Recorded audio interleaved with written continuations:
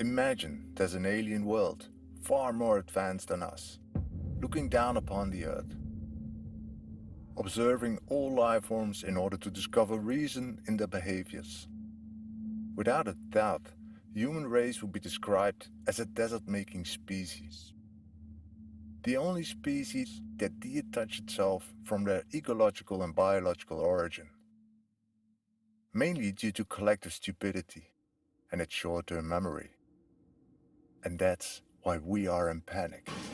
Every well is drying up, every reservoir, and now the death toll is at 126 because of the heat. This reservoir has completely dried up. And the world is indisputably getting warmer. Heavy rain and flooding continue to bring misery to much of Western Europe. Rising, and we're not going to stop rising until climate is treated like the emergency that it is, because it's our future. And last year, scientists warned. This is a question of our survival. There's too much CO2. All of you're pollutant. This is Thermopylae. This is Agincourt. This is the Battle of the Bulge. This is Dunkirk. This is 9/11. When you become president, are you going to stop global warming? It's not helpful to have terrified school children. I understand that. The world's going to end because the world is not going to actually going to do. We're talking about human security.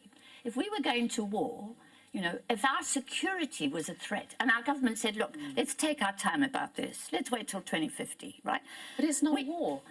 Around the world, there are already climate refugees. Climate change is forcing people out of their countries, adding those migrants cannot be sent back. They are pushing climate policies that can and will do nothing ever. Global warming is a fraud. Climate deniers are dead wrong, dangerously wrong. In a time where emotions overruled reason and the battle among opinions reigned supreme, I find hope in the words biologist Bill Mollison once said. Though the problems of the world are increasingly complex, the solutions remain embarrassingly simple.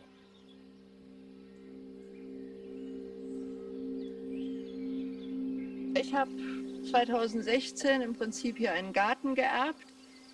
Und ich habe schon immer gedacht, boah, es wäre toll, wenn man aus dem eigenen Garten leben könnte. Aber ich habe normal einen 12-Stunden-Tag und habe gedacht, boah, wie kann ich da noch Garten machen? Und irgendwie habe ich in Gartenbüchern und so das Stichwort gelesen, Permakultur ist der Garten für Faule.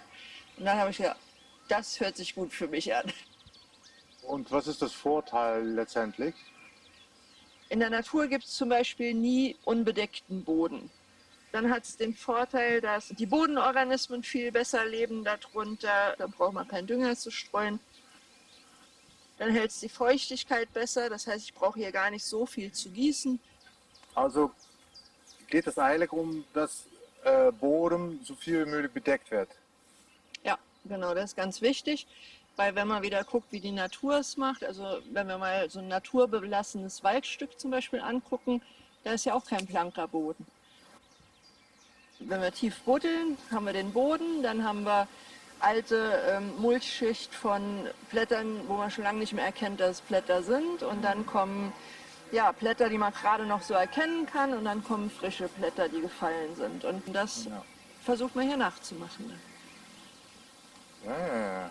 Ich habe schon immer mich gesund ernährt, das heißt, habe Bio-Sachen gekauft oder sowas. Und trotzdem hatte ich Magnesiummangel. Habe ich gedacht, wie kann das denn sein? Und dann habe ich mal so die Zusammenhänge hier gelernt und was ich da eben gelernt habe, ist, dass wenn irgendwie ein Dünger gestreut wird, das Magnesium gar nicht so aufgenommen werden kann für die Pflanze.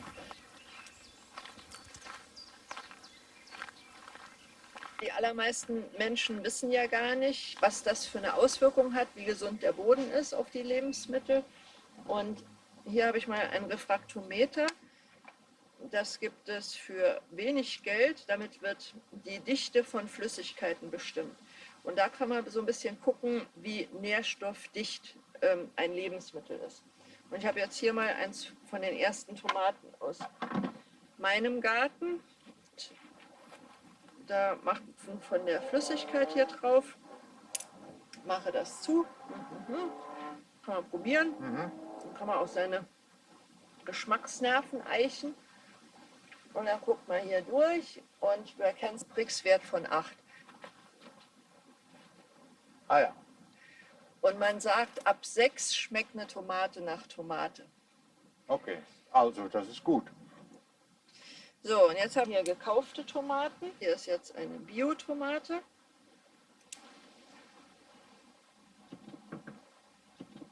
Fünf. Und ich habe dann den Permakultur-Design-Kurs gemacht online. Und ich muss sagen, das hat wirklich meinen Blick auf die Umwelt sehr verändert. Seitdem haben wir auch fast überall an den Wasserkennels Fässer stehen, um das Wasser aufzufangen. Und ich habe gesagt, das kann nicht mehr sein, dass wir Wasser einfach in die Kanalisation lassen, gerade wo alles so trocken ist. Es führt so eins zum anderen. Permakultur und Tiere. 2016 gingen bei uns die Milchkühe aus dem Stall, weil der Milchpreis so schlecht war. Und da ging es darum, was machen wir jetzt? Da sagte sie einmal zu mir, hast du dir überhaupt schon mal Gedanken gemacht, wie viel Geld du jeden Tag verlierst? Ich meine, das ist halt eben eine total uninteressante Geschichte. Wenn ich irgendwo 29, 30 Cent Kosten pro Liter in der Produktion habe und soll noch 2, 23 Cent in der Auszahlung haben. Und bei der Menge, die wir auch hier gemolken haben, da kam schon einiges zusammen. Ich habe also einfach gegoogelt, Permakultur und Tiere, und kam auf Ellen Savory. Und das habe ich mir angehört und habe gedacht, wow, wenn das stimmt, was der da sagt, das ist ja gigantisch.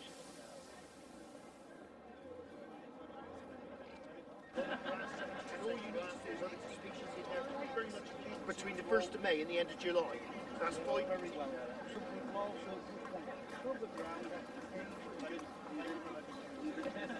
A simple thing we can all agree on, that if you have a problem, you need to address the cause of the problem. If you don't, you have zero hope of success. If we were to ask today in society, our media, our institutions, etc., what is causing global desertification and climate change, you would be told without any hesitation that it is being caused by livestock and it's being caused by coal and oil. Now, common sense. Livestock are going to be needed for centuries to produce food, milk, hide, whatever, leather. It's how we managed livestock that caused global desertification or led to it, not the livestock. Coal and oil are resources with large carbon molecules. We're going to need them for centuries to produce many products. There's no way in the world a resource can cause a problem. This whole event is about soil health, yes. Right? And what is the narrative? Well, the soil health is what provides food for the world. Farming has been very driven by chemical use, by fertilizers, by chemical fungicides, and the show here is about trying to move that towards less destructive management, trying to just approach this biological farming to see where we can get to. Ja schon, aber irgendwo fehlt mir das Wissen, was muss ich zum welchen Zeitpunkt machen. Ne? Dass für uns schon das Unnatürliche normal ist. Ellen, what is the general feedback to the outside world of your perspective? The reaction of ordinary people is just enormous. People see hope. I'm putting forward two paradigm-shifting, counterintuitive ideas.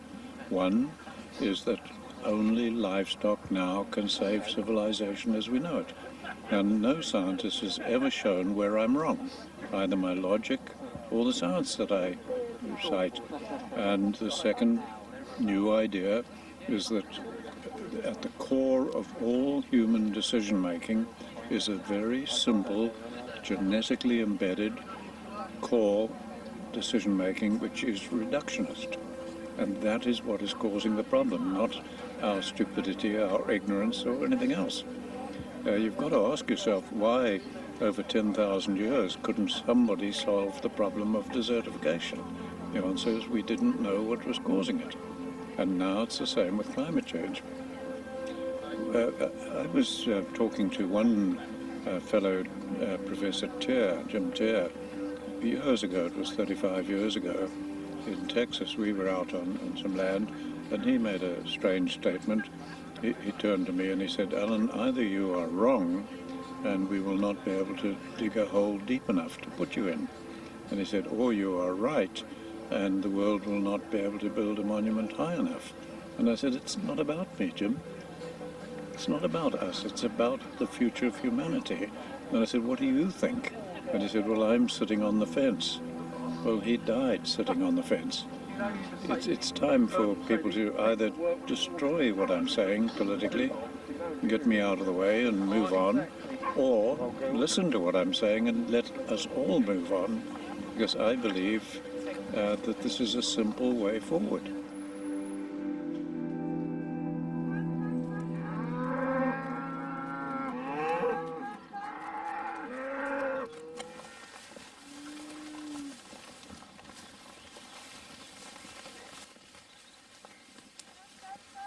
Ja, also in der Natur ist es ja so, dass die Herde über das Grasland ziehen würde und wir hätten Raubtiere, die die Herde zusammenhält.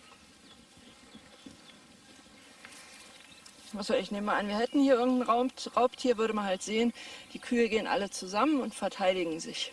Und das haben wir ja nicht mehr in unserer Umwelt. Deswegen machen wir das mit dem Zaun und zweimal am Tag gehen die ein bisschen weiter. Das heißt, somit ahmen wir die Natur mit den Raubtieren nach. Und die Herde würde halt immer weiterziehen, weil das Land davor eben abgefressen ist und vollgeschissen ist und da bleiben die halt nicht, dann gehen sie weiter. Man muss ja auch sagen, man hat ja auch hier irgendwo mit dem niedergetretenen Gras den Effekt, dass der Boden bedeckt bleibt. Dann das Wasser eigentlich nicht so schnell verdunstet. Das alte Gras wächst, das stirbt ab oder wird vertrappelt und wird Kompost, sag mal. Das wird Kompost oder Biomasse und düngt im Grunde genommen die Fläche. Man sieht ja im Grunde genommen, da sind ja direkt schon die Mücken drin und die setzen ihre Eier da drin ab. Da wird der Mist, der wird quasi direkt jetzt umgesetzt. Der Effekt ist ja auch für den Rest der Tierwelt ist ja auch da. Ich meine, da haben die Vögel die Möglichkeit, da sich die Maden rauszuholen und alles Mögliche. Dadurch werden halt die Bodenorganismen noch gut versorgt. Und die sterben durch die Salze, die mit Kunstdünger drauf gestreut werden, durch Spritzmittel, die gespritzt werden. Sie sterben durch Hitze. Man sieht in der Regel viel blanker Boden. Das sieht man jetzt hier nicht, weil alles schön gemulcht ist. Das heißt, wir versuchen hier die Bodenorganismen florieren zu lassen, sozusagen. Ich meine, man muss sagen, wenn man so die Herde dann über Land ziehen hat, man braucht im Grunde genommen auch weniger Trockenreserven und Winterfutter. Denn wir werden nach dem Motto schaffen, solange es geht, bleiben sie draußen. Also wenn die Trockenheit hier noch 3 Wochen anhält oder so, da sind ganz viele viehhaltende Betriebe am Ende mit ihren Futterflächen.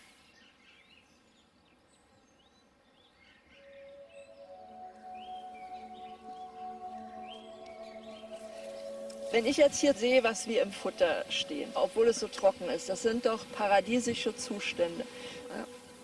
Ich glaube immer mehr, dass dieser Bibelsatz, wenn man vom Baum der Erkenntnis isst, dann fliegt man halt raus aus dem Paradies.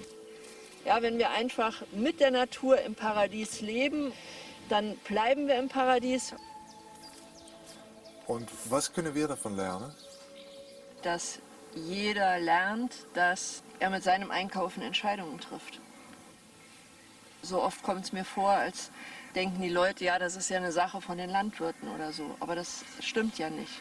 Jeder, ja, nicht irgendwer weit weg, der umdenken muss, sondern jeder muss umdenken. Und dann kann man auch was ändern.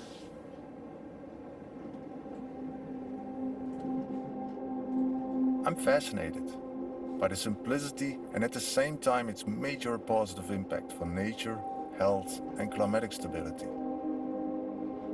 Understanding the fusion between humans, animals and nature in an effort to stabilize the natural balance, which we might rock a bit too much. However, there are different future ideas laid out already.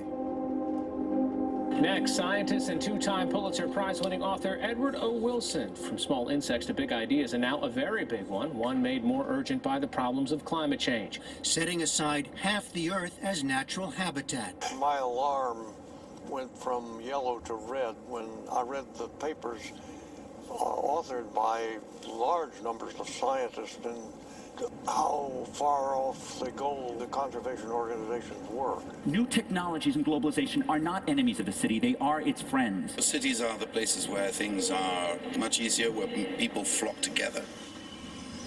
Humans save nature by not using it.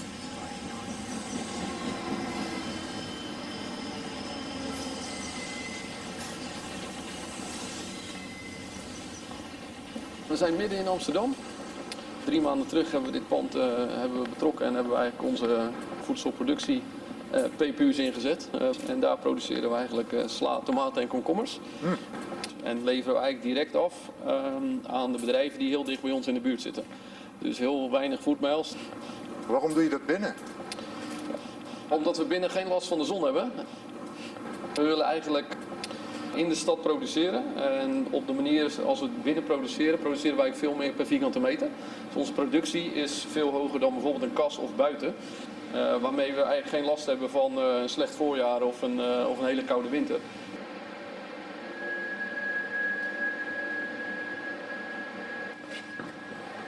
Maar je zegt geen zon? Nee. Je hebt er zon nodig? Niet helemaal.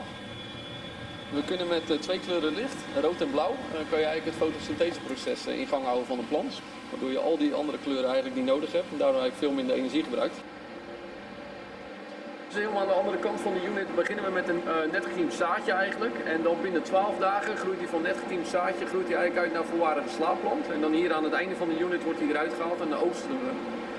We zijn hier begonnen met sla, tomaten, komkommers en verschillende soorten kruiden. Maar we hebben inmiddels ook bananen en ananassen en dergelijke gedaan. En dat zou ook op zo'n manier gebruikt kunnen worden dat je er geen eindproduct van maakt. Maar dat je bijvoorbeeld een jonge bananenboom produceert in een unit en hem daarna eigenlijk in de buitenlucht neerzet. Waardoor je een veel betere start hebt. Daar zou het ook voor gebruikt kunnen worden. En dat hebben we al meerdere malen op die manier gedaan. Maar op termijn zou je eigenlijk gewoon het hele palet wat in de supermarkt ligt, zou je natuurlijk in de units kunnen gaan produceren. Dus je creëert hier de natuur een beetje na? Ja, we lopen hier in een PPU, Plant Production Unit, waar we eigenlijk alle omgevingsvariabelen die voor de plant belangrijk zijn, controleren en ook regelen. En dat we in een afgesloten ruimte zitten, kunnen we alle verschillende parameters, zoals licht, temperatuur, vocht, CO2, luchtsnelheid, kunnen we allemaal precies regelen. Waardoor de plant eigenlijk altijd de omgeving heeft die het lekkers vindt op dat moment. En ik zie geen grond, zonder aarde? Of wat? Klopt, ja, we telen hier zonder aarde. We telen hier op steenwolblokken. Zo wordt dat eigenlijk overal in grote kassen op dit moment gedaan. Al meerdere jaren op die manier, waardoor we geen aarde hoeven te gebruiken. En dit gedurende langere tijd kunnen gebruiken. En het houdt het water vast op de manier die eigenlijk perfect is voor de plant. Dus ze zeggen wel eens dat in de aarde zitten zoveel voedingssupplementen. Waar haal je die dan vandaan? Die geven wij eigenlijk met het water mee.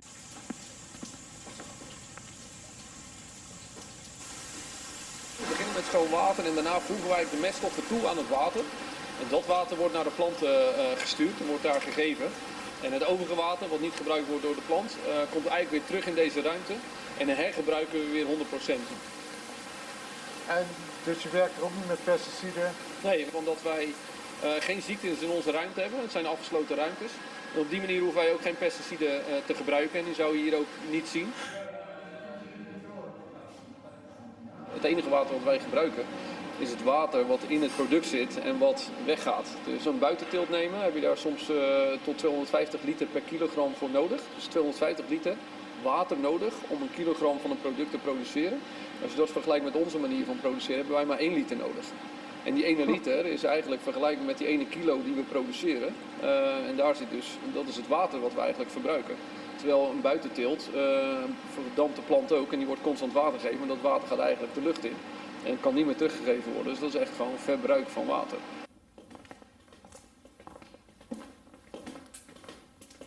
Laten we het een container noemen.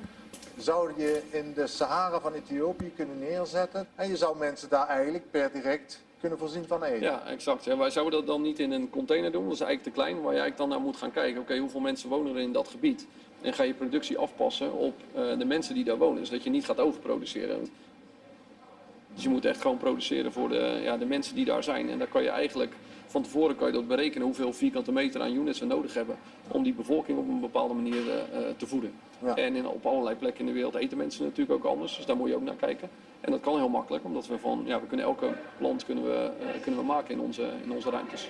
Dus hiermee decentraliseren we eigenlijk de hele voedselproductie. Exact. Dus je maakt het echt lokaal en je kan de mensen ook erin betrekken. Dus in plaats van dat we zakken met rijst gaan brengen, kunnen we ook dit soort technologie bij hun neerzetten. Waardoor ze zelf verantwoordelijk worden voor hun voedselvoorziening. En ook gelijk een hele hoge standaard. Dus qua voedingswaarde en dergelijke kunnen we natuurlijk producten gaan maken waar hun heel veel aan hebben op dat moment.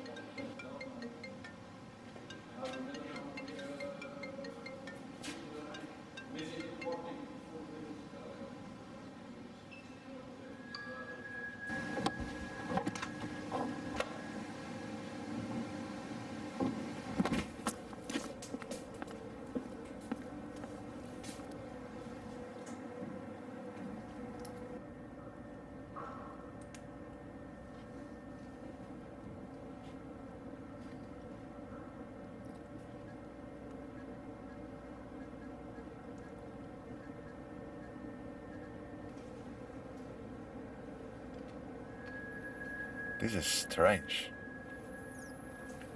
We left the soil, the sound of nature, the moving sunset, all in an attempt to regulate our needs. Artificial food born in the matrix to serve efficiency and security. Not a bad idea. Strange though.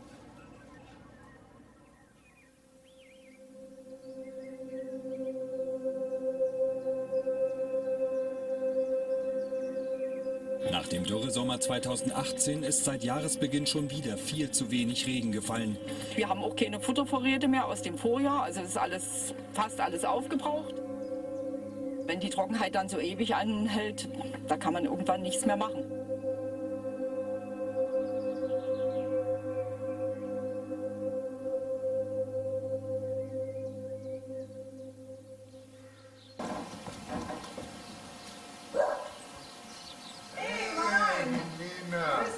Grüß dich auch.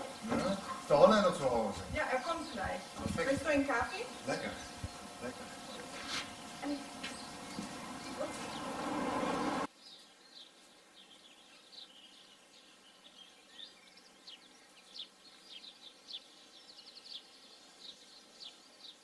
Het is ontzettend ruig. Hij valt het nog mee, want ik kan een beetje water geven, maar oh. Heb je dat nooit metgemaakt? Nee. Nee. Ook bij ons in het bos. Nou, die kunnen ze het van heel goed zien, ja. Al die kapotte buim, ja. Het zussen van heel goed, hoor fijn, ja. Ja. Dit is gewoon onvoorstelbaar.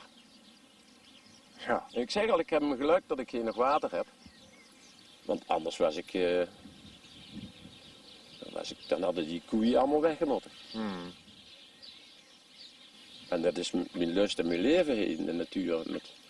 Ik heb gelukkig hui, maar dit is nergens geen gras, geen sprietje gras gegroeid. In de zomer en het najaar niks. De besef op de achtergrond, wie is dan die boerigheid, ja? Ja. Zo dat gevoel, zo van o jee. Ze zitten tussen de industrie en de banken. Dus de spuitindustrie, zeg maar, de chemische industrie. Tussen de afnemer, want dat krijg je allemaal op de beurs. Hè? De granen en alles gaat naar de beurs, dat wordt verhandeld op de beurs. De boer krijgt natuurlijk maar een beetje ervan. En de bank hiegen Die ganse leven in de nek. Ja? Met een heid en oom. Waar blijft mijn geld? Waar blijft mijn geld? Dus die boeren, en vooral nou, die moeten toch onvoorstelbaar stress hebben.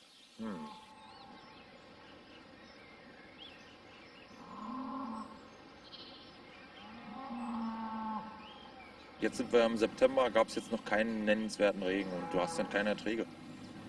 Aber du bist Milchvieh. Ja, Milchproduzent, ja. Deine Kühe müssen essen. Normalerweise essen die von Gras. Ja. Und wie geht das jetzt? Ja, also Gras ist in der Tat ein Riesenproblem. Normal machen wir 4 Schnitte, das heißt eine Wiese, die wir haben, die können wir 4-mal ernten. In diesem Jahr haben wir sie 1-mal geerntet. Und um das auszugleichen, haben wir dann grünes Getreide gemäht und in den Silo gefahren. Was uns dann natürlich auf der anderen Seite wieder fehlt als Körner. Ne? Und wir kaufen zu. Wir kaufen viel Stroh zu und auch Mais. Vor allem Nordeuropa, der Verwüstung von das Ackerland. Siehst du das hier auch? Die erleben wir ja ganz praktisch seit 2 Jahren. Wir haben Anfang September, die Aussaat wäre ja schon voll in Gange für bestimmte Früchte. Wir haben noch nichts gesät. Und damit ist eigentlich schon vorprogrammiert, dass das nächste Jahr nicht optimal laufen wird. Kann ja gar nicht, wenn ich nicht die optimalen Saatzeitpunkte nehmen kann. Beziehungsweise ich nicht die Früchte anbauen kann aufgrund des Wetters. Und das kann man dieses Jahr nicht... Was bringt es, Körner in die Erde zu sehen, wenn kein Wasser da ist? Also das ist so, als ob man versucht, in der Wüste Getreide anzubauen.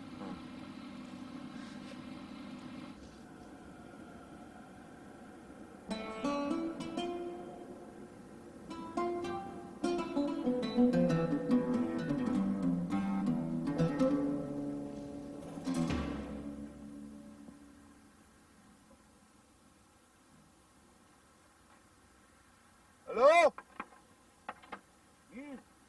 Hallo? No, English. Hello? Hallo? Just a moment.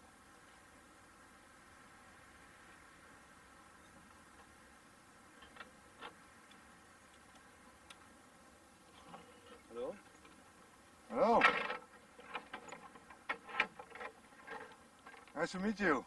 Marijn. Maggot. Maggot. Nice to meet you. Welcome. I was just curious, what are you growing here? We're growing our food here in the desert.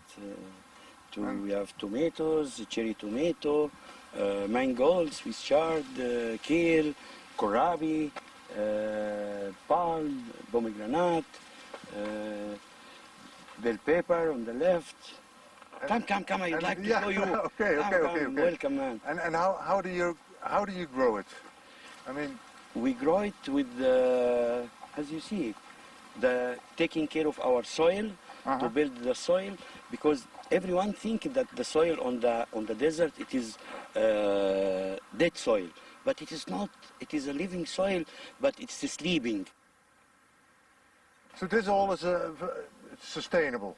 Yes, it's sustainable, and how we make it sustainable, this is a long story, and I found an innovative solution, but it's not easy to talk, it needs time, so why you don't come tomorrow, that maybe we can talk about this, and I show you more things here. Yeah, I would love to, yeah. About the farms. Yeah.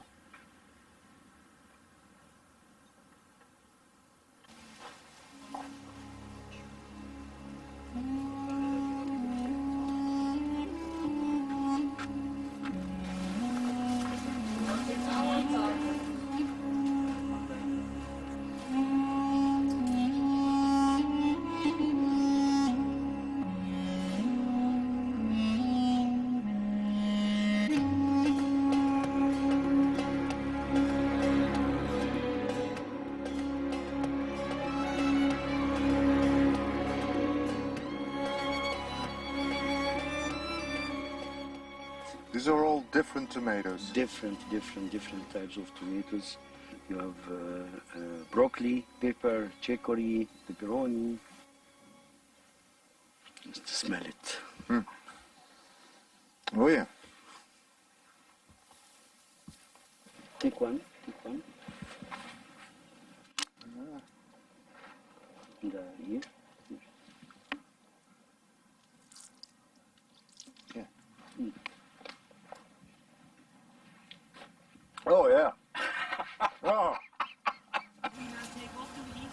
not us, but maybe. How do you irrigating it? Where do you get the water from? From the well, I show you. It's the water from the sea and the water from the rain. We pump from the well to the tank on the left, and then from the tank we use the drip irrigation system.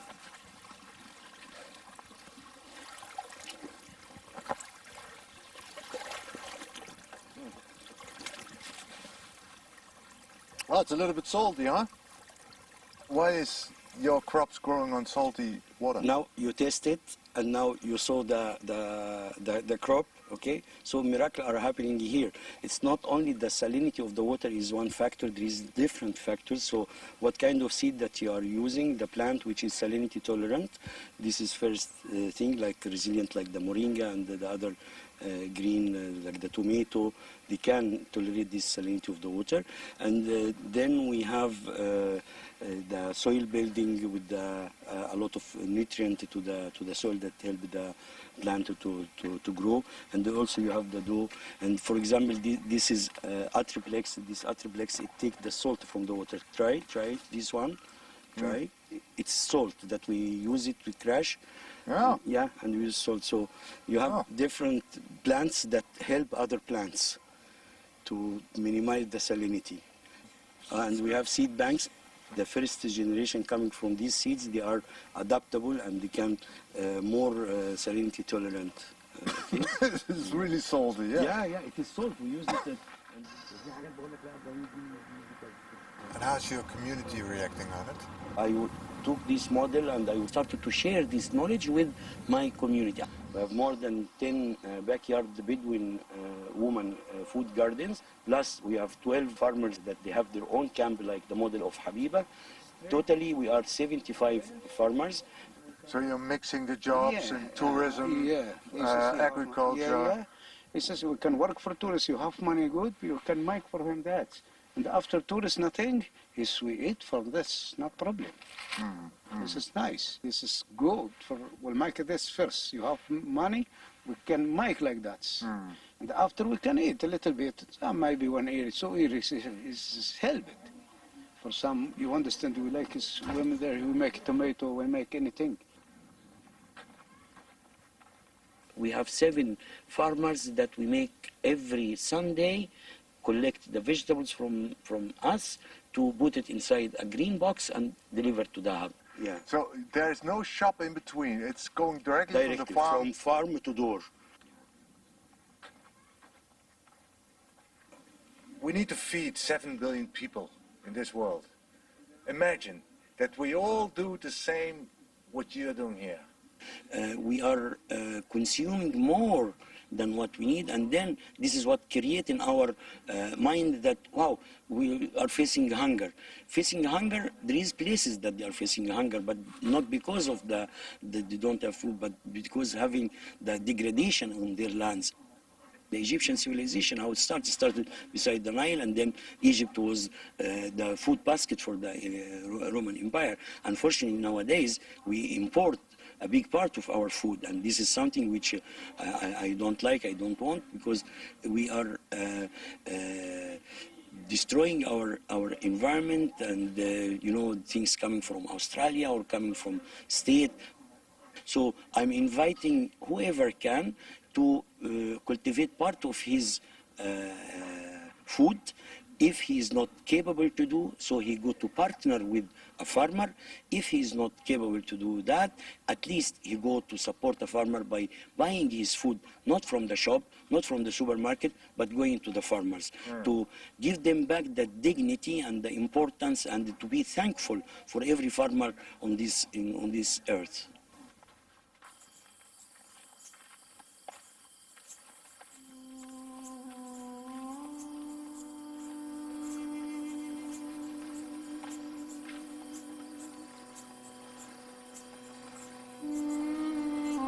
He's right.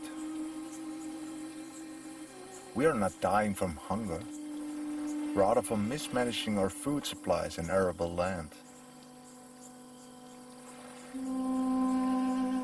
As long as the farmer is able to irrigate the water to the garden, he can grow food, green the garden, and feed his local community, and even in a dry and dusty desert.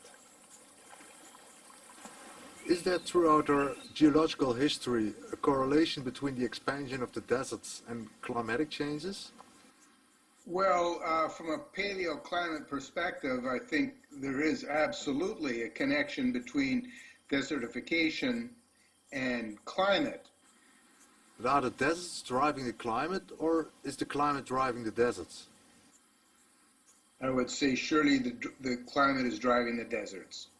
We see strong connections between changes in monsoonal activity and the viability of agriculture in some of these marginal areas. The southern margin of West Africa, where the northern parts of their landscape are limited by the expansion of the Sahara Desert. And that's strictly a monsoonal boundary, and that's strictly related to the strength of the intertropical convergence zone and its migration. So what is scientifically providing the energy for our climate? It is the sun which provides the energy for our climate. CO2 is a secondary effect. So it traps the outgoing infrared radiation and then re-radiates it back to Earth and slows, what we would say is slows the cooling of the oceans. It's mainly about energy in the oceans anyway. Why wouldn't we be more concerned about the sun? Because that can be modulated naturally through cloudiness. And if we change the cloudiness of the planet by 1%, that energy change is equal to all the attributed change by CO2 that from our industrialization.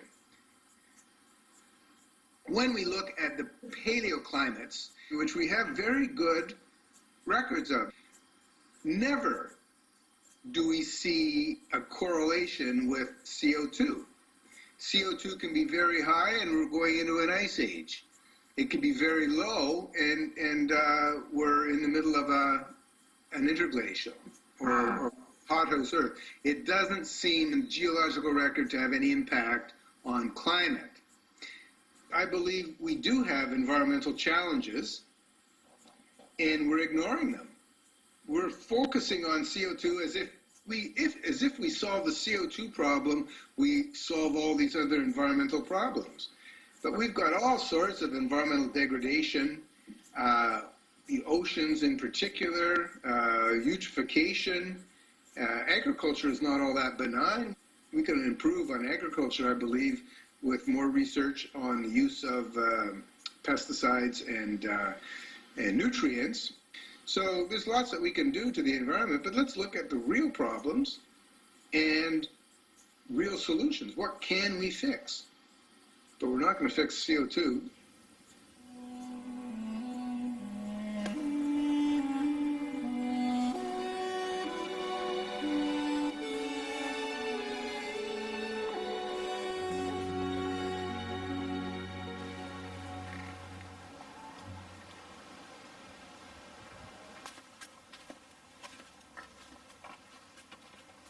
You see what nature was, and you're trying to copy from the nature.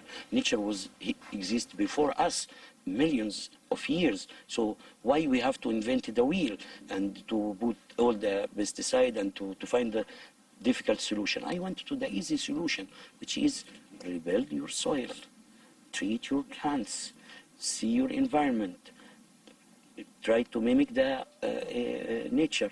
And this is now what I'm going to leave behind me. It's food security for generations to come. I don't want to leave for them money. I want to leave for them a rich soil. That from this rich soil, they will be the richest persons on the world.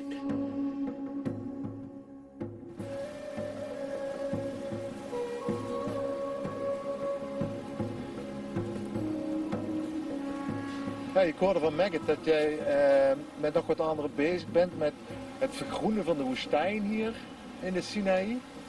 Ja, klopt. Dat klinkt nogal heel ambitieus.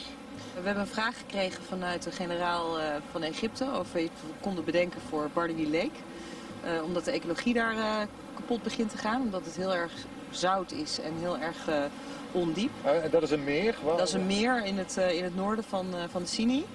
En toen we daar naar aan het kijken waren, kwamen we eigenlijk tot de conclusie dat als wij de Sinai zelf vergroenen, wij regen genereren voor een heel groot gebied en een betere waterconditie voor een nog groter gebied. Waardoor we hebben gezegd, daar gaan we voor, want dan kan heel Noord-Afrika wellicht groen worden. Heel Noord-Afrika? Nee, de locatie van de Sinai, in combinatie met de sedimenten die in het meer liggen, kunnen zo'n groot potentieel betekenen voor de wereld. Maar doordat je zegt, we reactiveren het meer, zeg je dan dat het hier ooit groen is geweest in die woestijn waar we nu zitten? Ja, onze theorie is dat dat zo is geweest, ja. 7000 jaar geleden geloven wij dat het groen was. En dat het toen kapot is gegaan door menselijk handelen. Maar ja, kijk, als je... Je hebt satellietbeelden. Dit is de Sinai en hier is dat meer. En je ziet hier al het hart, hè, met zijn aderen, wat rivierbeddingen zijn geweest. En aan de hand van zo'n foto zijn we ook met een x-ray gaan kijken naar het gebied. Ja, en dan zie je gewoon hoe het als een soort hart ooit geklopt heeft. En dat willen we weer aanzetten.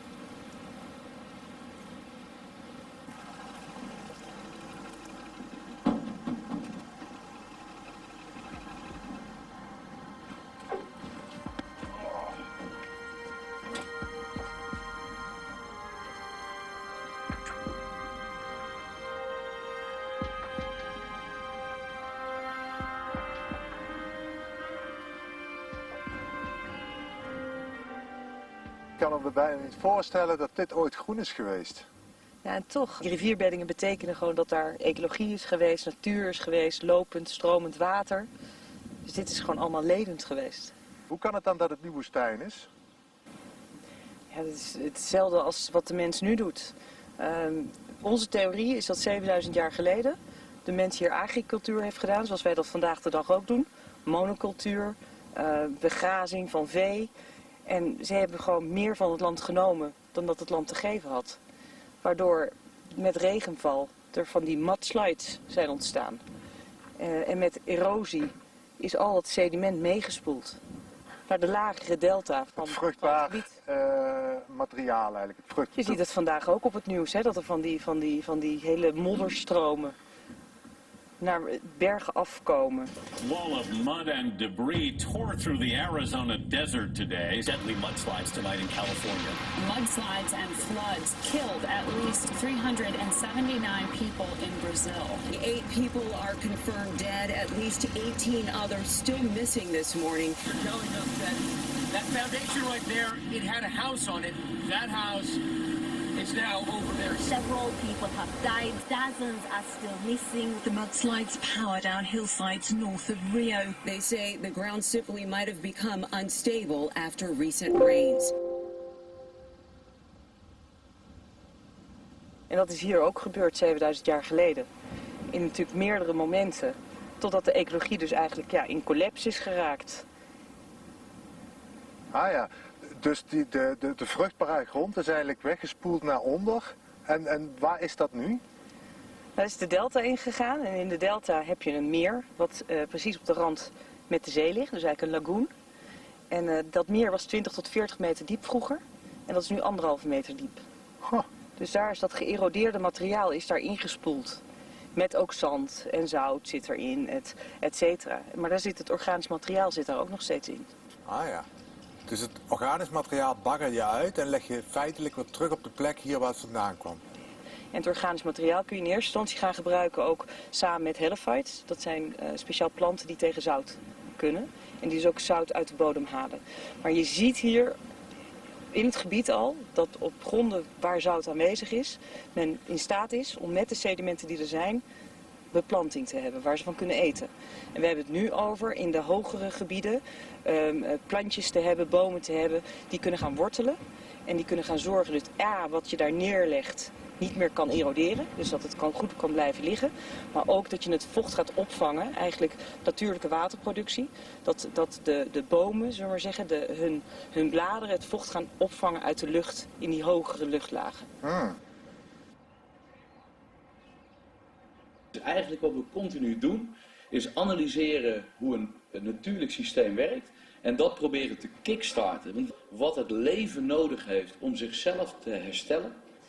Als het een woestijn is, zie je eigenlijk dat de wind heel hard over het landoppervlak waait. Geen vocht meer krijgt omdat er geen ecologie is. En al dat vocht gaat verloren over die berg.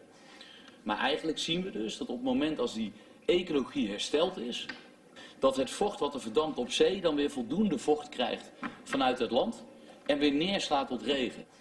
Op het moment dat er ecologie is en het water kan verdampen, die energie die daarvoor nodig is, wordt niet meer omgezet tot hitte. Dus dat land wordt minder heet, dus de wind gaat minder hard blazen. En doordat je dan dus nog steeds die toevoeging nu krijgt van die verdamping, neemt die concentratie sneller toe. Tot het moment dat het gaat condenseren. En op het moment dat het gaat condenseren, implodeert die lucht. En gaat die eigenlijk op een hogere luchtlaag weer verdampt vocht van de zee aanvoeren. Maar iedereen weet, als het water condenseert, geeft die warmte af aan de lucht. Dus zie je eerst altijd dat wolken eerst in verticale richting zich gaan ontwikkelen. Totdat dat druppeltje zwaar genoeg wordt. En niet meer voldoende van de thermiek heeft om omhoog te gaan, maar gaat vallen. Maar op het moment dat het korreltje valt, draait hij de windrichting om. Hier zie je uiteindelijk de Sinai liggen. Dat land hit op, dus je krijgt die thermiek, dus je krijgt een lage drukgebied. Dus hij zuigt de verdampte vocht van de zee over die Sinai. Er is geen ecologie die voldoende vocht kan toevoegen voor regen. Dus die wind waait heel hard en ramt hier die Rode Zee in. En wat ik zag, dat de Indische Oceaanlucht Mesopotamië inging, ofwel Irak en Saudi en noem maar op. Als we hier die windrichting omdraaien door het herstel van die ecologie, dan draai je het hele systeem om. Als we hier dit hele kleine stukje stoppen, krijgt hij niet meer al dat vocht dat hij wegzoog uit die Middellandse Zee, die Rode Zee in. Maar door het Coriolis-effect, dat de aarde ronddraait, wist ik dat de oude Indische Oceaanlucht eigenlijk deze kant op wil.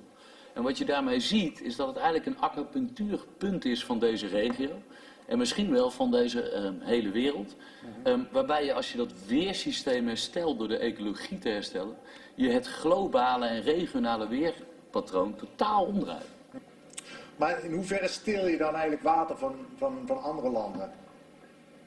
Je ziet hier een kaart van alle geregistreerde tyfoons en cyclones in deze regio. Hier ligt de Sinai. En hier zie je eigenlijk dat in het huidige systeem zie je dat het vocht wat hier geïnjecteerd wordt in de watercyclus van de Indische Oceaan eigenlijk heel veel slecht weersystemen veroorzaakt. En op het moment dat je dit vergroent, zullen hier dus ook drastisch het aantal tyfoons en cyclones stoppen. Daarnaast, als deze wind hier weer op gang komt, kan dit föhn-effect, wat we eigenlijk in Noord-China zien, ook niet meer op gang komen via Aleppo. Dus door één klein plekje in de wereld te vergroenen, dat het een soort hotspot, klimatologische hotspot is, als we dat gaan herstellen. Wow.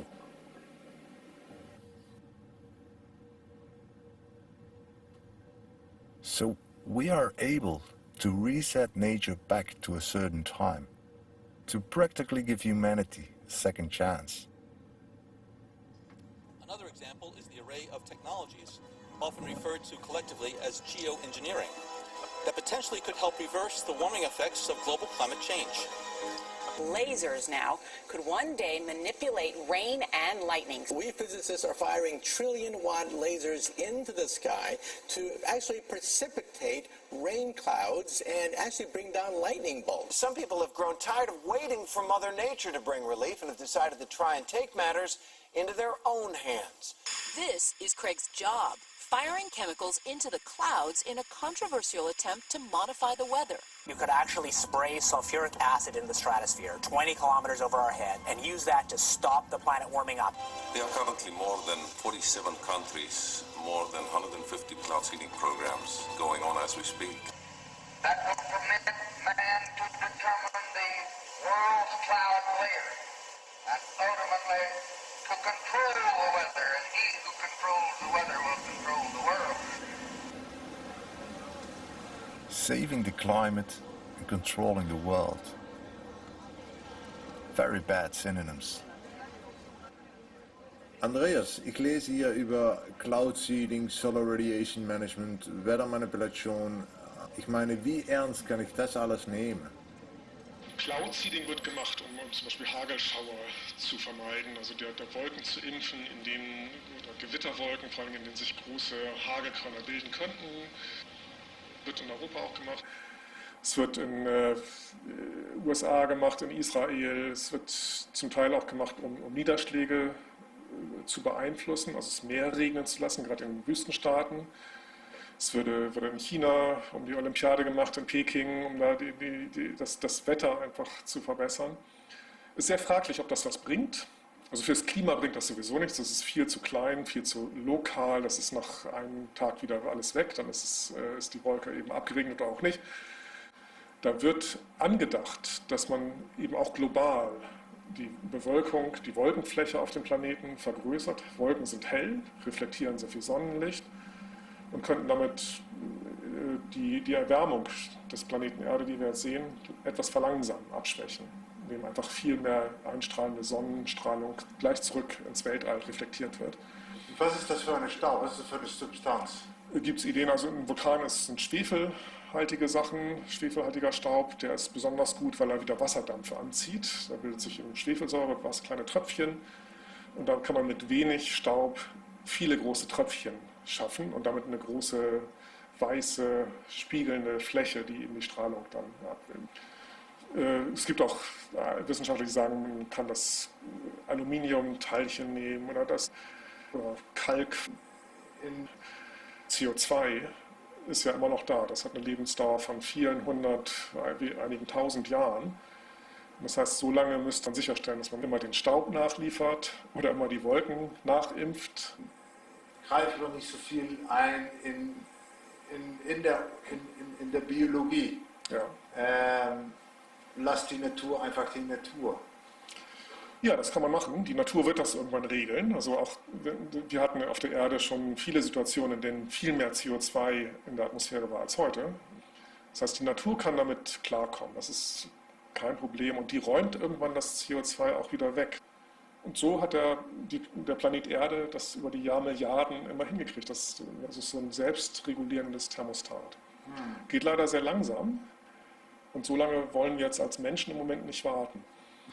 Die Hauptfrage ist natürlich, wen kontrolliert letztendlich was, wo und wie viel da passiert in unserer Atmosphäre. Und wem gehört das Klima? Ja, das Klima ist ein Allgemeingut, denke ich. Also es müsste demokratisch verwaltet werden. Wir haben jetzt keine Weltdemokratie, die entscheiden kann. Wenn man jetzt in dieses Climate Engineering, also Strahlungsmanagement vor allen Dingen reingehen würde und sagt, irgendjemand ist jetzt ein Mensch, der entscheidet, wie warm, wie kalt wird es, dann sind wir sofort alle unzufrieden, weil wir denken, Mensch, warum hat das jetzt heute hier so doll geregnet? Oder der Landwirt denkt, warum hat das heute nicht geregnet? Mist, da ist irgendjemand schuld. Und sobald wir wissen, da ist jemand schuld, dann schlagen wir uns wieder die Köpfe ein. Und ich glaube, das wäre eine Welt, in der ich nicht gerne leben möchte. Und in der ich wahrscheinlich die Menschheit insgesamt unglücklicher wäre.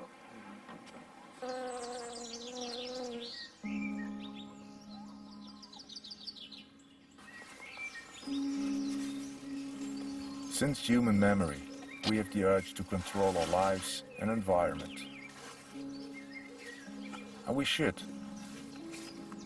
However, the differences between care, control and manipulation are razor thin. Climate computer models became the premise of policies against the so-called global crisis. It's a risky business, where the future has been determined by spreadsheets rather than observations. And he who controls the model controls the outcome.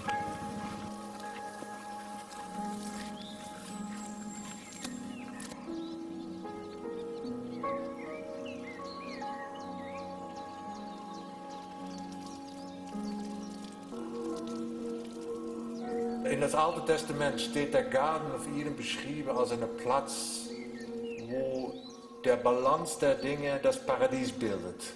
Was will man uns da eigentlich erzählen? Zunächst mal ist ja der Schöpfungsbericht handelt von dem Schöpfer, der Himmel und Erde, die Pflanzen, die Tiere und die Menschen geschaffen hat Und das sagt uns eben auch, dass in allem, was lebt, eben dieser Schöpfer auch da ist.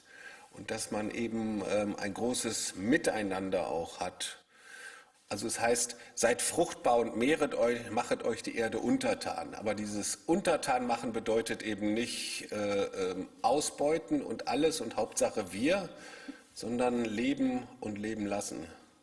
Also es gibt von Albert Schweitzer ein schönes ethisches Prinzip, das sagt, ich bin Leben, was leben will, inmitten von Leben, was auch leben will. Also das ist eigentlich damit auch gemeint mit dem Paradies. Leben und leben lassen, dass es eben allen gut geht, nicht nur uns Menschen, sondern auch den Tieren und Pflanzen.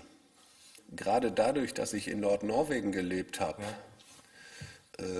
wir hatten da wirklich Gletscher in den Bergen. Wir haben wirklich gesehen, wie es zurückgegangen ist und wir haben auch gesehen, was das für Schäden in der Natur hinterlassen hat. Gerade das ist auch wichtig, dass man davon erzählt. Die große Frage ist für mich natürlich, der Garten of Eden hat auch sein eigenes Leben. Jo. Und der macht das, was er will. Manchmal wird er kälter, manchmal wird er wärmer. Muss man den Garten of Eden stopfen? Oder wo ist der Balance? Das ist schwer, oder? Das ist, weil man kann sagen, ja, der Gletscher zieht zurück. Das ist die Natur. Wir müssen wieder dahin kommen, dass wir auch sagen, man muss auch der Natur den Spielraum lassen und sie auch leben lassen und nicht bei allem gleich heftigst mit technischen Mitteln eingreifen, sondern auch mal gucken, kann sich die Natur also vielleicht auch selber helfen.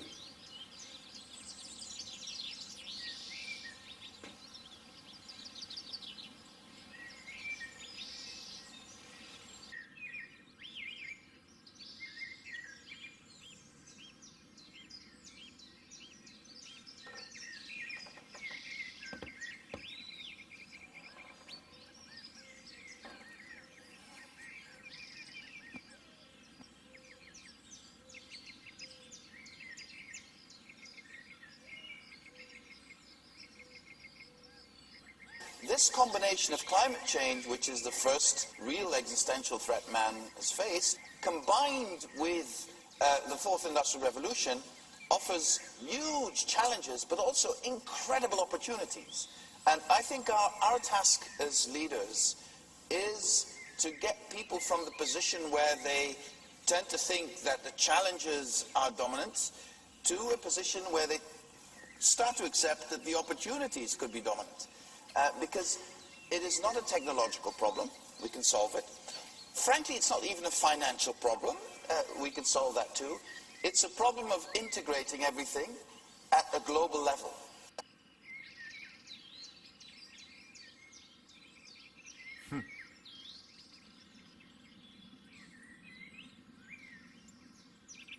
It's a problem of integrating everything at a global level.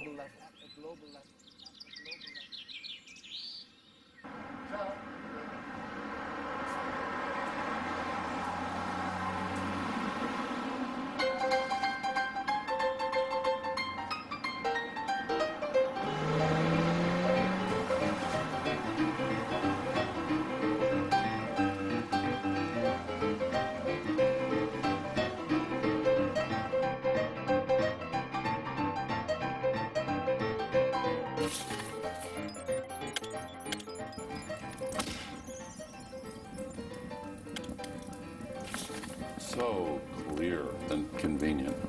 But wait, there's more.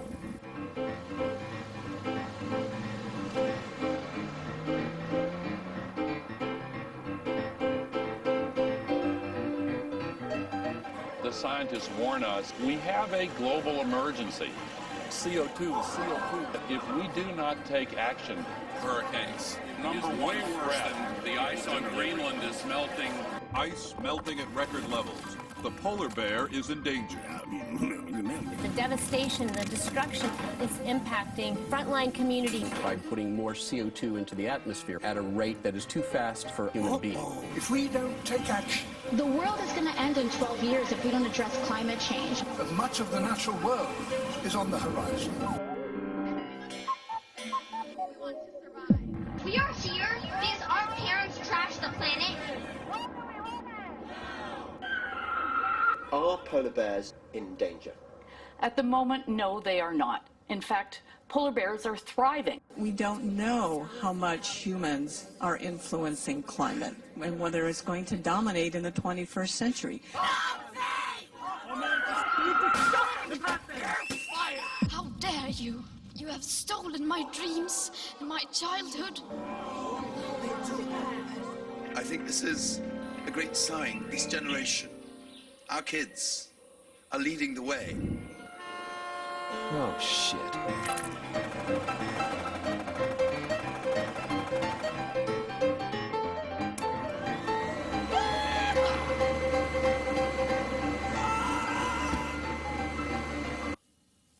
Are these going to save the planet? Maybe. In 1,000 years. Good gravy. Good morning, San Francisco. It is a chilly start to our day, much colder compared to yesterday morning, and a gorgeous start.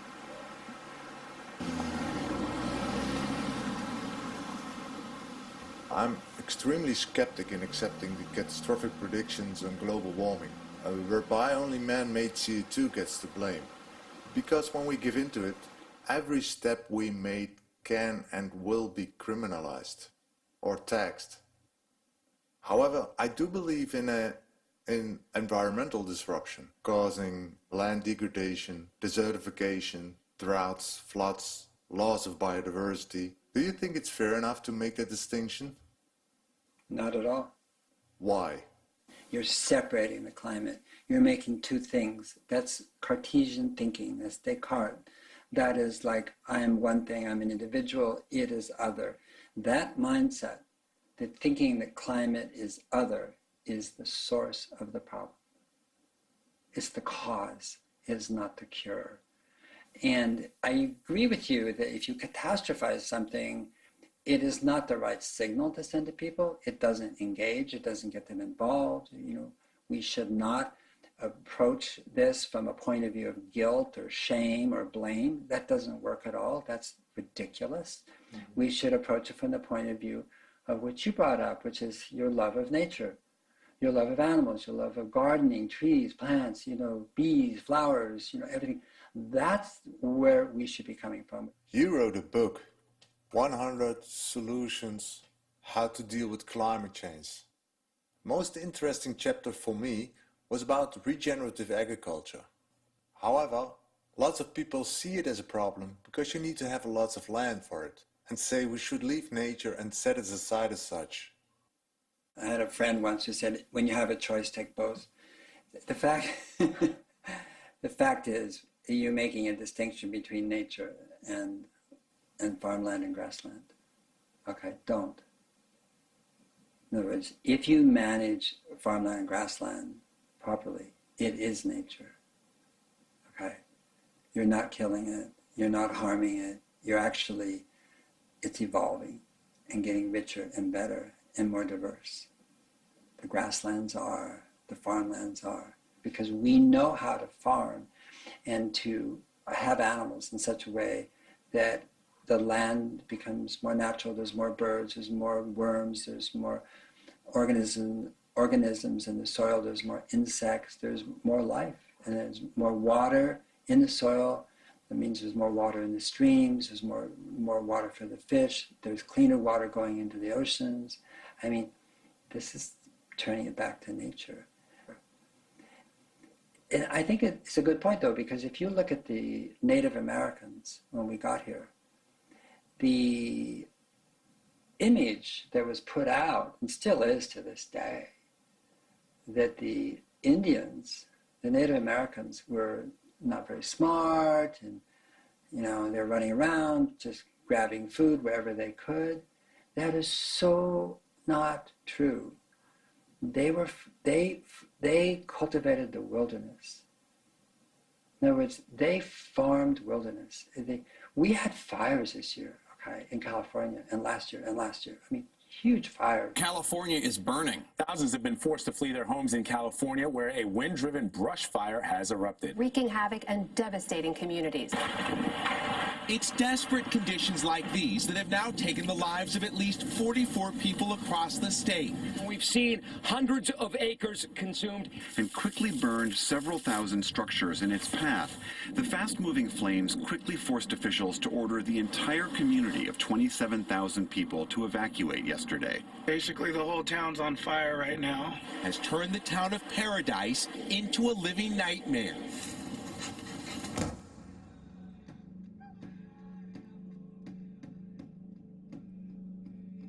The Native Americans would make sure that when the branches broke or something, that they would take them away. They would smoke the tree every year. They spaced them out. The animals had grass in between. They would burn. They would use fire ecology sometimes to burn the grasses, which, you know, in the Buffalo Commons, the grasses in the Buffalo Commons were 10 feet tall, perennial tall grass prairies, you know, huge herds of buffalo. Native Americans co-evolved with the grasslands and so on. So what they did is make ecosystems more productive, more diverse, more life-giving, more food-giving.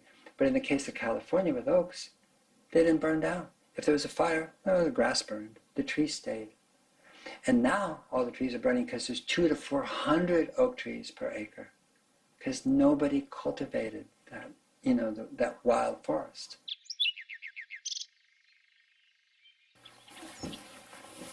What do you think, in which extent we are a part of nature? How do I need to see it? Well, I mean, we are inextricably a part of nature. There's no way we can be apart from it. I think, you know, one of the greatest problems, if you will, is that we think we're an I instead of a we. And we doesn't mean just, you know, people. It means trees, birds, plants, water, everything. You know, this is the big we. And I think that is an understanding that, again, indigenous people had innately. It's the pathway to that is connection, you know, connection.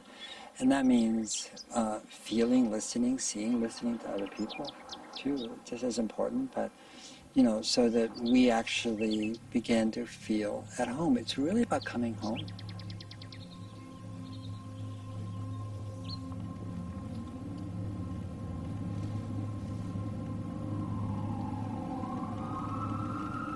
It's about coming home.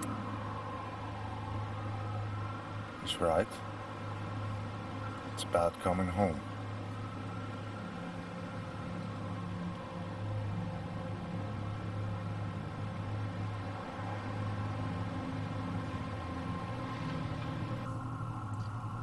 But the point though is, who decides what and where my home is?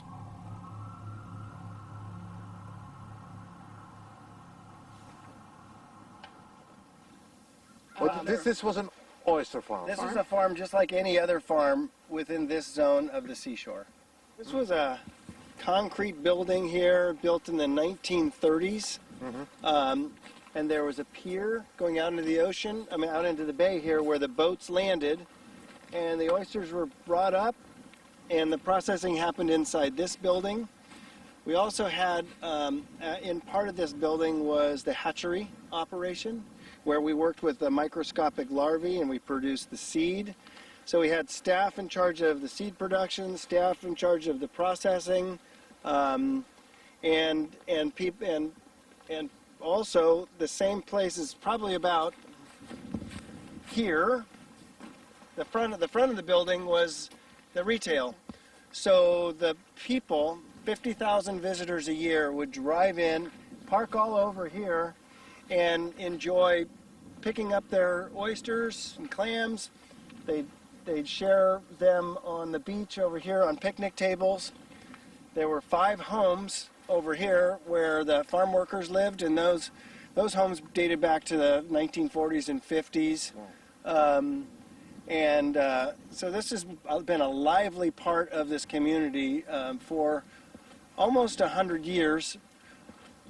I just remember busloads of people coming even from Oregon, farmers coming from Oregon that were talking about the oyster farming business, came down here and we showed them the whole process. My brothers, there were 3 of them that worked collectively to put these hatcheries together, and they'd never seen such a thing. So it was pretty amazing. It was California's largest oyster farm. And it was completely loved. This was one of the best examples of a working landscape with cooperative conservation. Natural resources were thriving beautifully with the farm. But it was so beautiful that the extremists said, well, if we remove the farm, we can rename it wilderness. This holy grail, the highest level of protection is wilderness, but we have to kick out the farm. We were farming in the middle of farmland. It has always been farmland. When the National Park Service came in and purchased the property from the landowners, because this is the first unit of the National Park Service ever created out of private land. It was because of an agreement that these people could continue their way of life into the future, and they would agree to sell to the government and make it a national seashore. 50 years later, people don't like the agreements. They will use natural resources, they'll use wildlife, they'll use endangered species, and they actually just pull from a box, because if one of those arguments starts to fall short and they can't make those arguments productively, they'll just change their argument. The only common thread is they want you out. And it's frankly, it's fake to say that, oh, because of your impacts to this particular species, it was somehow harmful to that species. See that little harbor seal? Oh, yeah. When it, in fact, had no impact at all on that species. None. The National Academy of Sciences, the Marine Mammal Commission, looked at a broad suite of natural resources and our impacts and said there's really no reason we can't coexist. They just shifted the argument. Oh, well, it's this other species. Our legal defense for the work that we did to try to save the farm, the legal expenses were north of $7 million. And we could have never paid for it. These were big, wonderful law firms that saw what was going on. They said, we have never seen a federal agency so out of control. Would you like us to help you? And so this was all pro bono. We didn't pay for any of the legal defense because we couldn't have. Wow. I'll never forget a conversation that we had in a meeting with upper level Department of Interior staff. And when we said, well, isn't this a public decision? And the response by the Interior Solicitor was, no, we bought it. It's ours now. We make the decision. We knew the decision was coming. We knew the date by which the decision had to be made. And we had not heard, and we had not heard, and we had not heard. So we were all ready for the call, when we were very hopeful, right? Yeah, but we never did give up hope. We never did give up hope. When all of our employees. When the phone rang here in the building that we'd just be on the edge of right now, my daughter answered.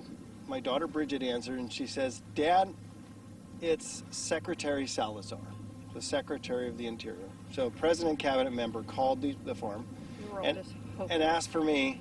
And I was on the phone for about 30 seconds. And I said, yes, yes. And I could see my daughter, and who was here? Sean was here. I was here. We were all there. Everybody was here, and they were all in tears. They could tell just by my face the message that I was getting. And it does, I'm sure for both Kevin and myself, you walk out here and it's heartbreaking, to see it just gone.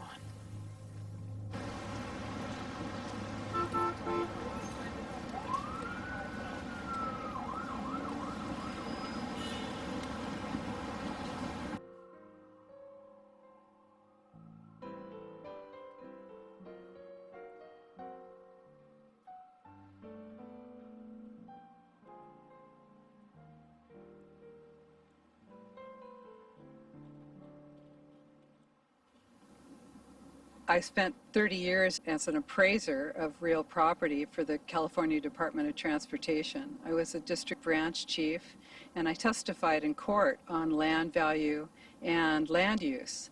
And at around 2002, I started noticing that there was a planning revolution going on in the Bay Area, that I literally couldn't tell for sure what people could do with their property, even when I knew what the zoning was. And I would go to the planning departments and try and pin them down on what could someone do with their property, with their land. They literally wouldn't give me an answer. And I started seeing that really this wasn't just in San Francisco, that planning had changed. And around that same time, I was elected to do citizen oversight on a huge redevelopment project in Santa Rosa, California, where I owned some property. And as I looked into the redevelopment project there, I saw that the plans for it were fraudulent. The justification for it was fraudulent.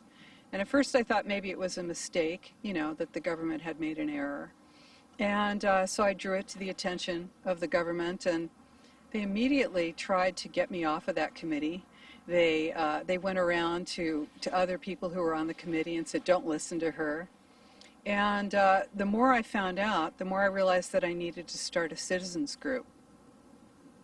And from that, we tried to get something on the ballot so that people could actually vote to see if they wanted this plan, which was actually going to destroy a huge portion of the city, and also redirect their property taxes for 35 to 40 years. So it's a huge project, enormous. Because of that, I started to research land use in a political sense, and as I looked deeper, found United Nations Agenda 21 Sustainable Development, published by the United Nations. 300 pages, 40 chapters, because it's just a green mass. It's an inventory and control plan. It's all about data collection, surveillance, data sharing. It's a management and control plan of populations. And it is designed to literally leave you no place to hide. The meeting, first proposed to the United Nations by Sweden and approved by the General Assembly in 1968, attracted worldwide attention. In 4 short years, the topic of the human environment had gone from the back pages of newspapers to make headlines on page 1. General Assembly of the United Nations asked the Brundtland Commission if they could come up with a plan to implement sustainable development worldwide. It approved an Earthwatch program to measure and identify environmental problems on a worldwide scale, as well as an action plan to protect man and his habitat from further degradation.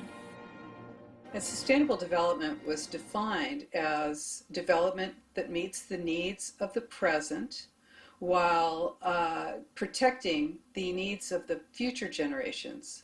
So it was assumed that, yes, everything we're doing now does in fact threaten the ability of future generations to meet their needs. This in itself represented a very significant step forward. International laws to compensate victims of those forms of pollution that cross national boundaries.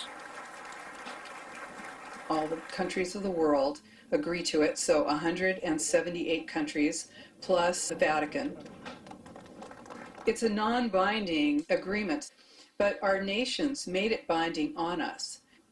Every country has a local Agenda 21 plan. But how can I see it? What is the structure? The 2 parts of Agenda 21, which is the urban part, smart growth, and the rural part, the Wildlands Project. And the Wildlands Project has basically wild carnivores coming back into the wild, corridors, buffer zones. Herding people off the lands, literally, that 50% of all the land in every single state needs to be rewilded back to the way it was when Christopher Columbus stepped foot here. We must convert at least 50% of the land area to wilderness, off limits to human beings. It's about removing jurisdictional boundaries because, well, animals don't know where the boundaries are. So if you're going to have a free world for the animals, then you need to remove all borders. The plan is to completely erase the 50 states, to move people into huge megacities that eclipse our Constitution. The cities themselves right now are giving themselves the power to make international treaties and agreements. But who's really benefiting in getting us out of the rural areas, getting us into these dense cities? Well, if you move people out of the rural and suburban areas and into the dense city centers, you can more easily manage and control them because they're collected in a concentrated area. These are called the 3 pillars of Agenda 21. This is social equity, the environment or ecology, and the economy. And where they are balanced in the center, that's supposedly sustainable.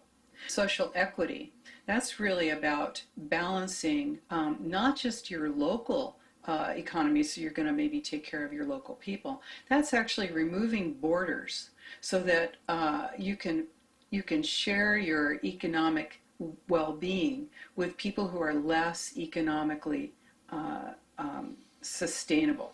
The point of Agenda 21 is to level the economies of the world so that they are all equal.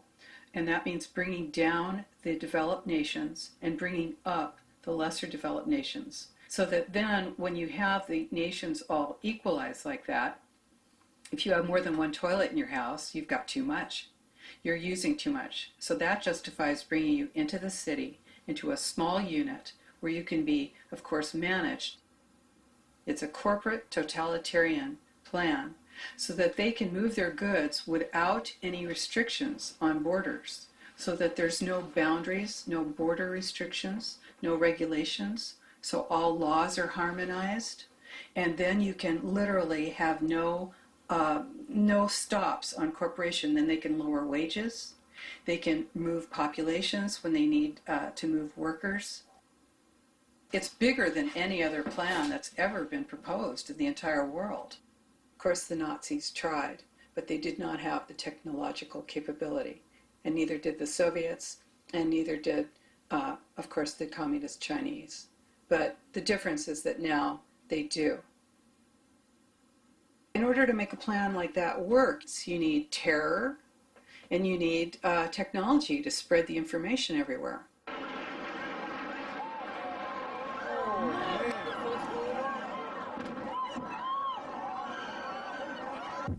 So 9/11, that justifies total full surveillance. And climate change justifies, getting everybody out of their cars where they have individual mobility and getting them out of the rural areas where they use too much water, too much energy. I actually think that they want to create the new Garden of Eden that would be off limits to most human beings. When your food can be grown essentially in a parking garage downtown, where they're with hydroponics and other systems, there won't be any need to go into the rural areas.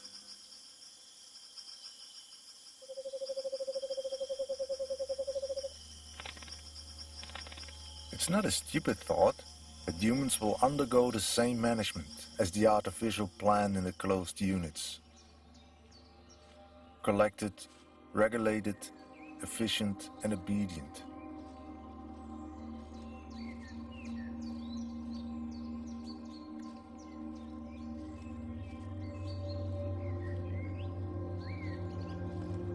And those were off the beaten track.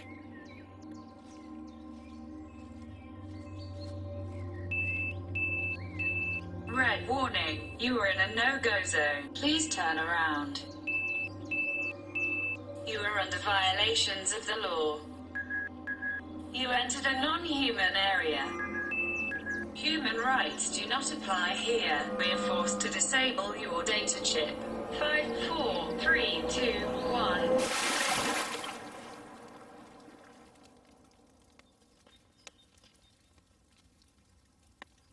This is frightening.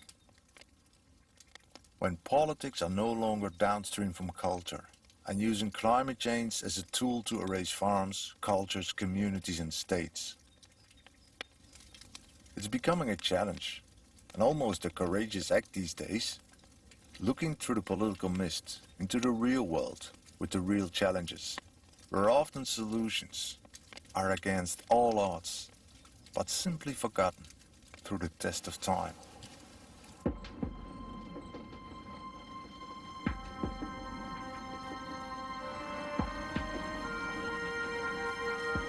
Alan, back in England you were claiming that livestock is the only tool to combat desertification and land degradation, which is quite a wild idea. How did you come across that idea? With great difficulty. Right. And I started in areas like this. These were wonderful areas when we set them aside as future national parks. So when I was a young man, this was beautiful. Now it's, as you can see, virtual desert. And I was studying this problem, totally unable to correct this with the wildlife alone, no matter what we did. You see that here. You're in a national park, and it's some of the worst habitat destruction for humans and wildlife that we have in this country. When the soil is bare like this, most of the rain runs off, getting to the ocean, or it evaporates out of the soil, increasing atmospheric humidity, both of which aren't good for climate stability. But, this might be a stupid question, but what are the animals eating? God knows. They're eating twigs, they're pulling trees down, they're picking up litter, dead plant litter. There is no grass to graze.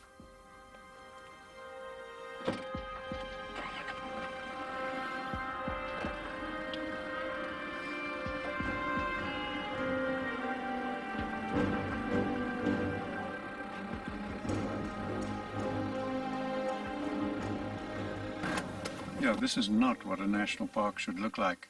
You can see, as far as you can see, you're seeing 2-3 kilometers down there. The whole bank is bare, and everywhere it's just eroding and collapsing. Look at the big trees, hundreds of years old, that have collapsed and fallen into the river, and many others have washed down, gone. There are no reed beds, there are no bushbuck left. All the birds and the mammals and everything associated with the reeds and the riverine growth have all gone.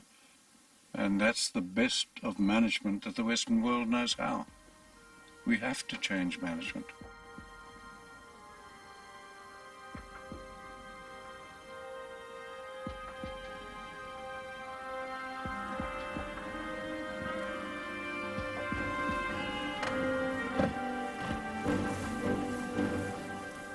When I first bought this property in the 1970s, there was lots of that bare ground, and the farmer ran 100 head of cattle.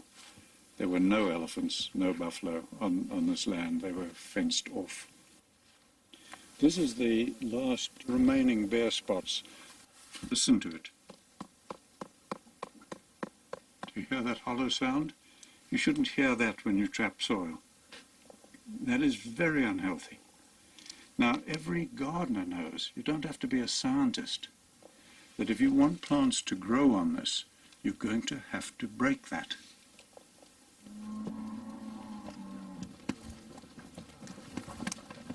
Livestock with their hooves, if you change their behavior so that their hoof action breaks this. Now you've got a tool that can do that year after year and get the grass growing, as you're going to see all over this property. Grass is now beginning to grow because we used the livestock to break that surface and get the plants to start growing.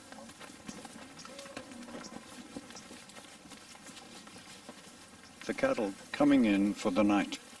Always we are with the cattle, because once you leave them without attended, the lions, we have got predators here, they will eat these cows. Oh yeah. Yes.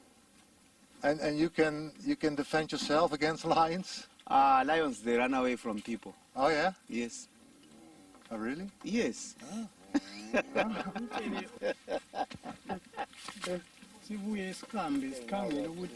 When we are going to live here, all this soil will be fertile.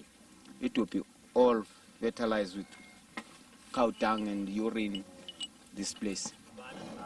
After 2 weeks, we moved the crows from here, we moved to that side. Again, 2 weeks again. Then after there, then we move again down that side. Yeah. Where we're going to stay again 2 weeks. Ciao. See you. Have a good sleep. Watch for the lions.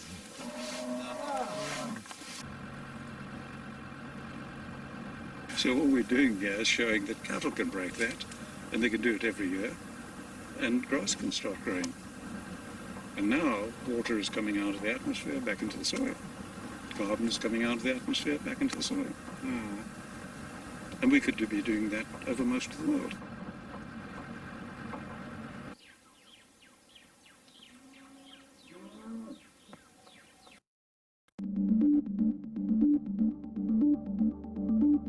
Investeer alleen in Trading 212.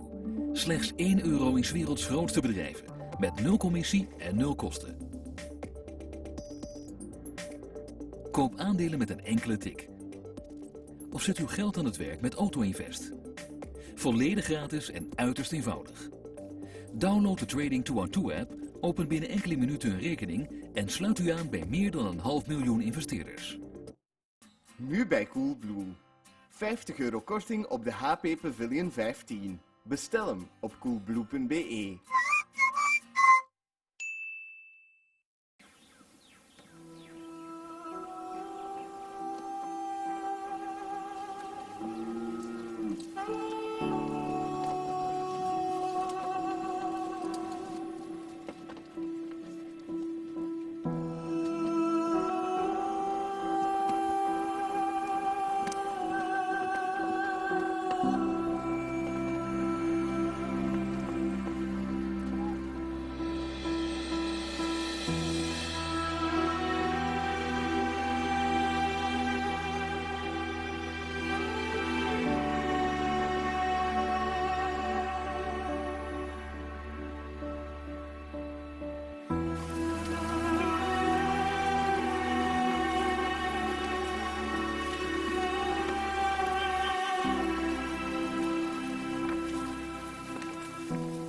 What is science? People talk glibly about science. What is science?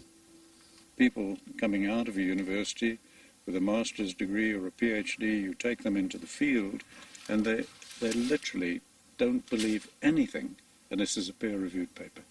It's the only thing they accept. And you say to them, but let's observe, let's think, let's discuss. They don't do it. It's just, is it in a peer-reviewed paper or not? That's their view of science. I think it's pathetic. Gone into universities as bright young people. They come out of them brain dead, not even knowing what science means. They think it means peer-reviewed papers, etc. No, that's academia. And if a paper is peer-reviewed, it means everybody thought the same, therefore they approved it. An unintended consequence is that when new knowledge emerges, new scientific insights, they can never, ever be peer-reviewed. So we're blocking all new advances in science that are big advances. If you look at the breakthroughs in science, almost always they don't come from the center of that profession. They come from the fringe. People see it differently. The finest candle makers in the world couldn't even think of electric lights.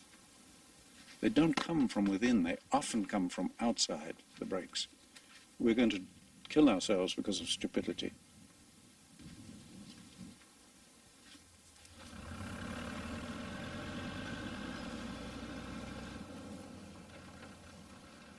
You are a trainer here at the Alan Savory Institute, right? What can you change with that holistic approach in communities? Degrading land has been troubling communities, especially they don't have forage for their livestock, water shortages and so on.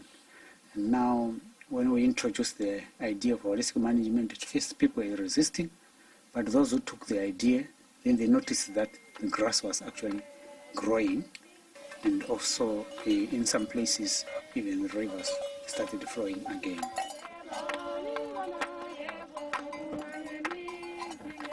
What was the context of your problem? We could not plan anything on this. On this sand, it was just so barren. What did you do? We had to have our crows in the field so that we can have a better yield. This is your crawl? Yeah, and you boomerang. My ngwana kwaba wesi manje. So pakana ndifika novara mashuva. Akale mashuva ndakuringa kuti iko kwaba kanjani.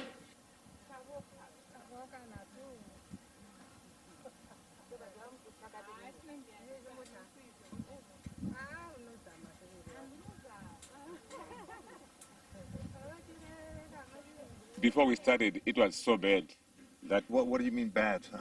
How does bad look? You know, they would get. Very little. Yield. Very little. Food. Yeah. But now, when they started doing this, I think it's okay. Can you sell stuff from? If you do like this, then you can sell. So with the community, you have an income. Yeah, we do. So ngathi thina sasizi njenga esigabeni lapha thina abantu abesikhangela ukuthi ivile singabantu abahlezi bephansi. So sasesifaka lezi hlahla zethu lezi ama oranges esawahlanyelayo angazala siyashare sonke ngadi.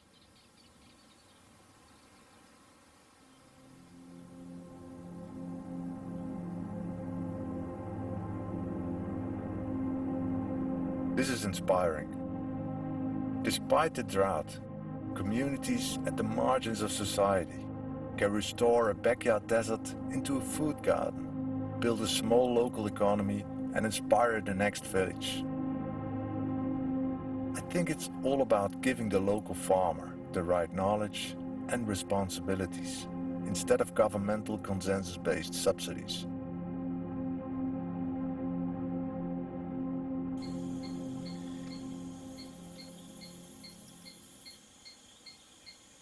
Drought is a cycle, and drought being a cycle normally comes like after every 5 years or 10 years. But currently we are complaining of dry season and blaming the drought. Dry season is just about management. If you fail to manage your pasture, the moment it rains, you can have the same amount of rain, but because of poor management, the response of the land will really not be effective the way it should be. So we end up having less pasture, not because of the drought, but because of the way we've managed our pasture. The pasture have disappeared, and so the rain cycle is no longer effective. So we end up saying, oh, we had a bad year, we had a drought. Well, it's not a drought, it's just a dry season, but you've mismanaged your resources. That means less pasture, that means you link it to the drought. Is it due to monocultures? Well, an aspect of monoculture could definitely be there, but also the way we don't give plant a recovery period. Recovery means the plants really have had enough time for it to grow, to seed, to reach its maturity before it's grazed. And that's one thing that people fail to understand.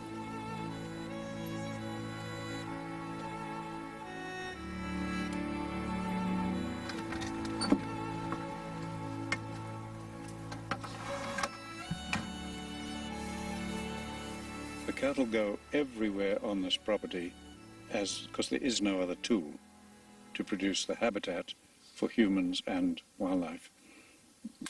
The leaves on the tree are dying and falling off. The tree is removing its own leaves.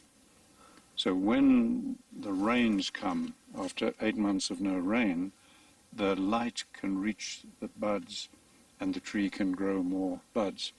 No grass can remove its own leaf. The grass is co-evolved with millions and millions of large animals that help the grass by removing the leaf, so its sun could reach the growth points. Now, if we didn't have the wildlife, all this patch would be dead by now. So what is keeping this going is the elephants the waterbuck, the giraffe, the bushbuck, the impala, the kudu, the game moving through it. So there's enough wildlife moving through this that it's keeping a lot of the grass alive. The big environmental organizations are very much part of the problem now, causing desertification and so on, because they believe the only way to keep these grasslands healthy is to burn that. Burning is rapid oxidation. It's still a chemical process and not a biological.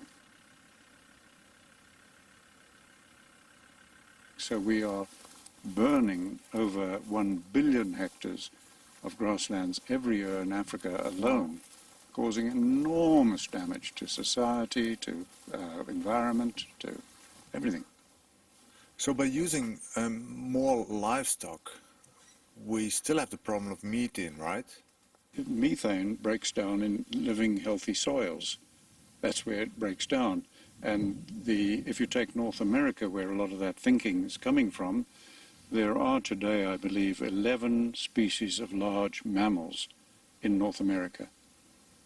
Prior to humans arriving there and killing off most of the wildlife and replacing their role with fire, there were 40 more species of large mammals. That's what the soils developed with. Now, all of those large mammals virtually would have been giving off methane. Why wasn't it a problem? Because healthy soil breaks it down. We had no option but to use livestock, and many more, millions of them, to stop the land degradation. It's completely opposite of what we are hearing. That is very offensive to professional egos, tragically.